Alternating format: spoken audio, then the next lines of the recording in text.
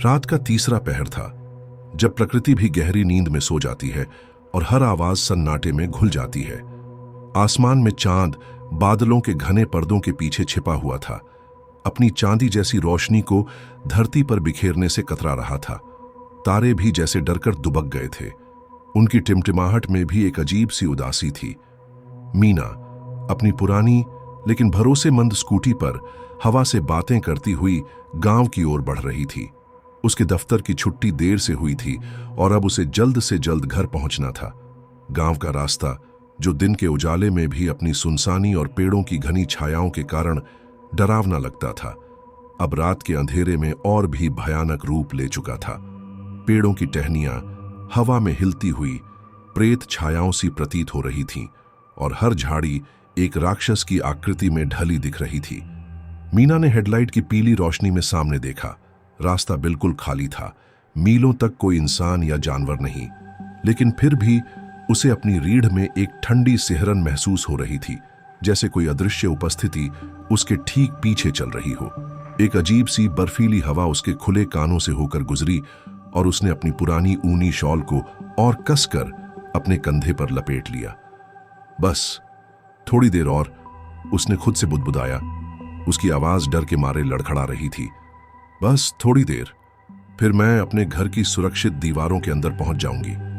मीना शहर में एक मल्टीनेशनल कंपनी में नौकरी करती थी। उसका सपना था कि वह अपने छोटे से गांव को छोड़कर शहर में ही बस जाए, लेकिन उसकी मां की तबीयत ठीक न रहने के कारण उसे हर शाम गांव लौटना पड़ता था।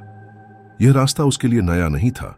वह पिछले 5 सालों से रोज इस पर से गुजर रही थी, लेकिन आज कुछ अलग था। आज उसे अपनी मां की कही एक पुरानी बात बार बार याद आ रही थी, जो उन्होंने उसे बचपन में कई बार बताई थी। बेटी, इस रास्ते पर अंधेरे में कभी पलटकर मत देखना। जो भी हो, चाहे कुछ भी सुनाई दे, बस आगे बढ़ती रहना। मीना ने हमेशा इसे गांव की पुरानी दकियानूसी कहानियों में से एक समझा था, एक मनगढ़ंत बात जो बच्चों को डराने के लिए गढ़ी गई हो। लेकिन आज उस बात में उसे एक अजीब सी डरावनी सच्चाई महसूस हो रही थी। उसका दिल एक अनजानी आशंका से धड़क रहा था। अचानक उसकी स्कूटी की हेडलाइट टिमटिमाई, जैसे कोई खराब कनेक्शन हो, और फिर एक झटके में बुझ गई। मीना के हाथ पांव ठंडे पड़ गए। उसने घबराकर ब्रेक लगाए और स्कूटी एक तेज झटके के साथ रुक गई। चारों ओर घना अंधेरा छा गया, इतना घना कि उसे अपना हाथ भी दिखाई नहीं दे रहा था। पेड़ों की पत्तियों की सरसराहट और रात के झिंगुरों की तेज आवाजें अब और भी ज्यादा डरावनी लग रही थीं। उसने अपना स्मार्टफोन निकाला। उसकी स्क्रीन की हल्की रोशनी अंधेरे में चमक उठी, लेकिन उसे नेटवर्क नहीं मिला। शिट! वह हताशा में बड़बड़ाई। अब मैं क्या करूं? उसे याद आया कि जहां उसकी स्कूटी रुकी थी, वहां से थोड़ी दूर पर एक बहुत पुराना खंडहर हो चुका शिव मंदिर था। लोगों का कहना था कि वह मंदिर सदियों पुराना था और उसमें कई रहस्य छिपे थे। हो सकता है वहां कोई हो, या कम से कम वह वहां कुछ देर इंतजार कर सके, जब तक कोई और राहगीर न आ जाए। उसने अपनी स्कूटी वहीं सड़क के किनारे छोड़ दी और धीरे धीरे मंदिर की ओर बढ़ने लगी। अंधेरे में उसकी आंखें कुछ भी साफ नहीं देख पा रही थीं। वह हर कदम फूंक फूंक कर रख रही थी। डर के मारे उसके पैर कांप रहे थे। जैसे ही वह मंदिर के पास पहुंची, उसे दूर से एक हल्की सी नारंगी रोशनी दिखाई दी। राहत की एक गहरी सांस लेते हुए वह उस ओर बढ़ी। मंदिर के अंदर खंडहर हो चुकी दीवारों के बीच एक मिट्टी का दिया जल रहा था, जिसकी लौ हवा में कांप रही थी। मंदिर सचमुच बहुत पुराना और डरावना लग रहा था। उसकी दीवारों पर काई जमी हुई थी और मूर्तियां टूट चुकी थीं, लेकिन जलता हुआ दिया देखकर उसे थोड़ी हिम्मत मिली। उसने देखा, दिया के पास एक बूढ़ी औरत बैठी थी, जिसका चेहरा झुर्रियों से भरा था, जैसे समय ने उस पर अपनी गहरी लकीरें खींच दी हों, और उसकी आंखें गहरी और खाली लग रही थीं, जिनमें एक अजीब सी। मीना ने धीरे से कांपते हुए स्वर में कहा, मेरी स्कूटी खराब हो गई है और यहां कोई नहीं है। क्या आप मेरी मदद कर सकती हैं? बूढ़ी औरत ने धीरे से, बेहद धीरे से अपनी गर्दन ऊपर उठाई। उसकी आंखें मीना पर टिकीं और मीना को लगा जैसे वे उसकी आत्मा को देख रही हों, उसके हर डर को महसूस कर रही हों। बूढ़ी औरत की आंखों में एक अजीब सी उदासी और एक अटूट ज्ञान था। पलटकर मत देखना, बूढ़ी औरत ने एक धीमी लेकिन बेहद गंभीर और डरावनी आवाज में कहा। उसकी आवाज इतनी कमजोर थी कि वह मुश्किल से सुनाई दी, फिर भी उसमें एक अजीब सा खिंचाव था। जो भी सुनाई दे, चाहे कितना भी भयानक हो, बस आगे बढ़ती रहना, कभी भी किसी भी हाल में पलट कर मत देखना। मीना का दिल जोर से धड़कने लगा, जैसे अभी उसकी छाती फाड़कर बाहर आ जाएगा। ये वही बात थी जो उसकी मां ने कही थी। इस बात को एक अजनबी बूढ़ी औरत से सुनना उसे और भी ज्यादा डरावना लगा। उसने डरते हुए सिर हिलाया। उसके मुंह से आवाज नहीं निकल रही थी। यहां से थोड़ी दूर पर एक और पगडंडी है, बूढ़ी औरत ने धीरे से हाथ से इशारा करते हुए कहा। वह पगडंडी तुम्हें गांव के दूसरे छोर पर ले जाएगी, लेकिन याद रखना, चाहे जो भी हो, चाहे कुछ भी हो जाए, कभी पलट कर मत देखना। मीना ने बिना कुछ और कहे उस पगडंडी पर चलना शुरू कर दिया। बूढ़ी औरत की आंखें उसके पीछे टिकी हुई थीं, जब तक वह अंधेरे में ओझल नहीं हो गई। मीना तेजी से कदम बढ़ा रही थी, जैसे किसी अनजाने खतरे से दूर भाग रही हो। उसे लग रहा था जैसे मंदिर से कोई काली परछाई उसका पीछा कर रही हो, उसकी हर चाल पर नजर रख रही हो। थोड़ी देर बाद उसे अपने पीछे कुछ महसूस हुआ। ऐसा लगा जैसे कोई ठंडी सांसें उसकी गर्दन पर पड़ रही हो, उसकी रूह तक को कंपा रही हो। उसके रोंगटे खड़े हो गए, उसकी त्वचा पर कांटे से उग आए। उसने अपनी मुट्ठी कस ली और मन ही मन अपनी मां और उस बूढ़ी औरत के शब्द दोहराने लगी। पलट कर मत देखना, पलट कर मत देखना।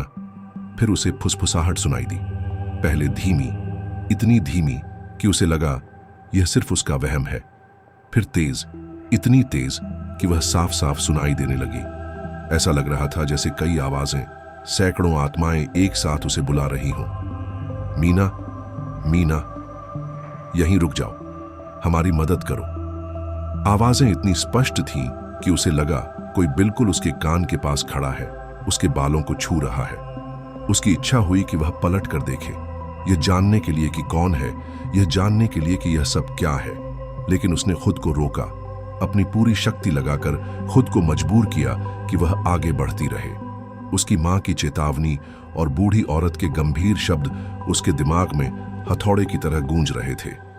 फिर एक तेज भयानक चीख सुनाई दी, जैसे किसी को दर्द में घसीटा जा रहा हो, किसी को असहनीय पीड़ा दी जा रही हो। मीना के पैर वहीं रुक गए। क्या यह सचमुच हो रहा है? क्या वह सचमुच ये सब सुन रही है, या सिर्फ उसके डर का नतीजा है? उसकी नस नस में एक ठंडा जानलेवा डर दौड़ रहा था।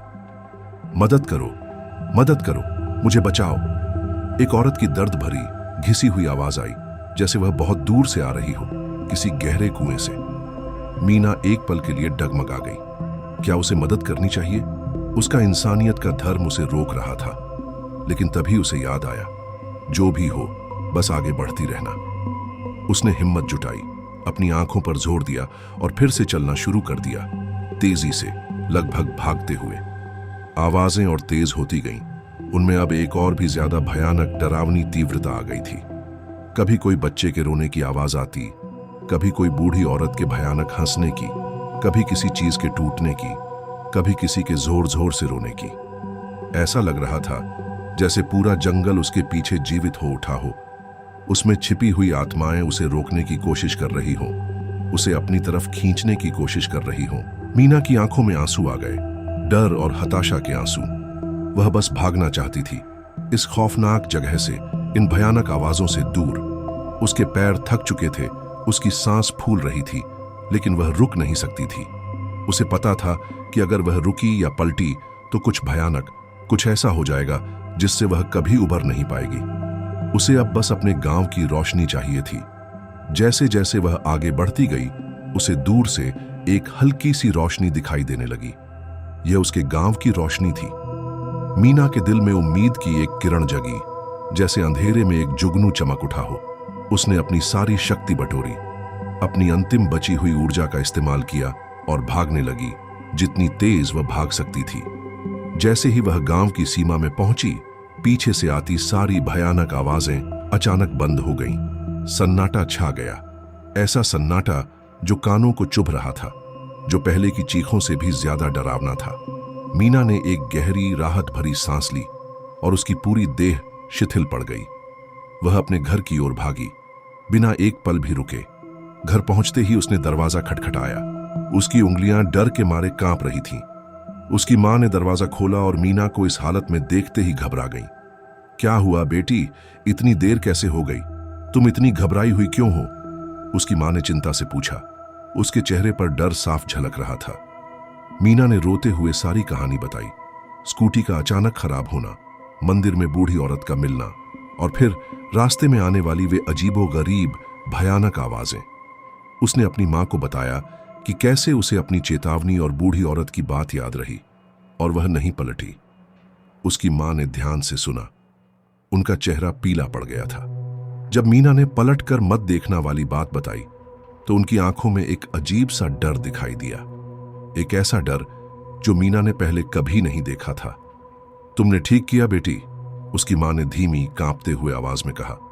तुमने सही किया कि तुम नहीं पलटी। तुमने अपनी जान बचा ली। अगले दिन सूरज की रोशनी में जब डर थोड़ा कम हो चुका था, मीना ने अपने पिता और कुछ पड़ोसियों के साथ उस रास्ते पर जाने का फैसला किया। उसकी स्कूटी अभी भी वहीं थी जहां उसने उसे छोड़ा था। जब वे मंदिर के पास पहुंचे तो मीना ने देखा कि मंदिर अब और भी ज्यादा खंडहर लग रहा था। कल रात जल रहा दिया कहीं नहीं था और बूढ़ी औरत का कहीं कोई निशान नहीं था। मंदिर की दीवारों पर और भी ज्यादा काई जमी हुई थी और वहां कोई जीवन का नामो निशान नहीं था। यहां कोई नहीं रहता बेटा, उसके पिता ने मीना के कांधे पर हाथ रखकर कहा। यह मंदिर कई सालों से वीरान पड़ा है। लोग कहते हैं कि यहां भूतों का डेरा है, इसलिए कोई इसके पास नहीं आता। मीना हैरान रह गई। अगर कोई नहीं रहता था तो बूढ़ी औरत कौन थी और उसने उसे कैसे देखा? अगर वहां कोई दिया भी नहीं जल रहा था, क्या यह सब सिर्फ उसका भ्रम था? वे आगे बढ़े और मीना की स्कूटी वहीं मिली। उसे ठीक किया गया और वे वापस लौट आए। लेकिन मीना के मन में सवालों का एक तूफान चल रहा था। उसे रात के उस भयानक अनुभव पर और भी ज्यादा यकीन होने लगा था। कुछ दिनों बाद मीना ने हिम्मत करके अपनी मां से उस रास्ते और पलटकर मत देखना वाली बात का राज पूछा। उसकी मां पहले तो हिचकिचाई, उनके चेहरे पर डर साफ दिख रहा था, लेकिन फिर उन्होंने एक गहरी सांस ली और बताना शुरू किया। कई साल पहले, जब मैं तुम्हारे जितनी जवान थी, इस गांव में एक औरत रहती थी जिसका नाम राधा था। वह बहुत खूबसूरत थी, लेकिन उसका स्वभाव बहुत बुरा था। वह लोगों से ईर्ष्या करती थी, वह लोगों से झगड़ा करती थी और कहते हैं कि उसे काला जादू भी आता था। एक रात वह इसी रास्ते से कहीं जा रही थी, किसी अनुष्ठान के लिए। लोगों का कहना है कि उसने उस रात किसी पुरानी शक्तिशाली आत्मा को परेशान कर दिया था। उस आत्मा ने उसे डराया और उसे पलटकर देखने पर मजबूर कर दिया। जैसे ही वह पलटी, आत्मा ने उसे अपनी गिरफ्त में ले लिया और उसे कभी गांव लौटने नहीं दिया। उसकी लाश भी कभी नहीं मिली। मीना कांप उठी। उसकी आंखों के सामने रात के सारे भयानक दृश्य घूमने लगे। लोगों का मानना है कि राधा की आत्मा आज भी उसी रास्ते पर भटकती है। उसकी मां ने आगे कहा। उनकी आवाज में एक अजीब सा डर था। वह उन लोगों को रोकने की कोशिश करती है जो उस रास्ते से रात में गुजरते हैं। वह उन्हें डराकर, फुसलाकर या उनकी मदद की गुहार लगाकर उन्हें पलटकर देखने पर मजबूर करती है।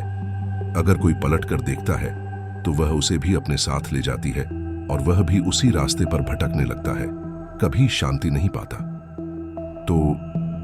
तो वो बूढ़ी औरत कौन थी? मीना ने आवाज कांपते हुए पूछा। उसका गला सूख रहा था। हो सकता है वह किसी साधु या अच्छी आत्मा ने तुम्हें बचाने के लिए भेजा हो, उसकी मां ने कहा। तुम्हारे अच्छे कर्मों का फल, या हो सकता है वह राधा की ही कोई चाल हो, तुम्हें यकीन दिलाने के लिए कि तुम सुरक्षित हो और फिर तुम्हें पकड़ सके। इस रास्ते का रहस्य कोई नहीं जानता बेटी। सदियों से लोग इस पर से गुजरते हैं और कई खो जाते हैं। बस इतना जान लो कि जो कुछ भी हो, अंधेरे में कभी पलटकर मत देखना, कभी नहीं। मीना को अब सब कुछ समझ में आ गया था। उस रात उसने सिर्फ एक भूतिया अनुभव नहीं किया था, बल्कि वह मौत के मुंह से वापस आई थी। वे आवाजें, वे चीखें, वह बूढ़ी औरत, सब उस रहस्यमयी रास्ते का हिस्सा थीं जो उसे अपने पाश में खींचने की कोशिश कर रही थी। उसने उस रात अपनी मां की सलाह मानकर अपनी जान बचाई थी, एक ऐसी सलाह जो अब उसके लिए एक पवित्र नियम बन गई थी।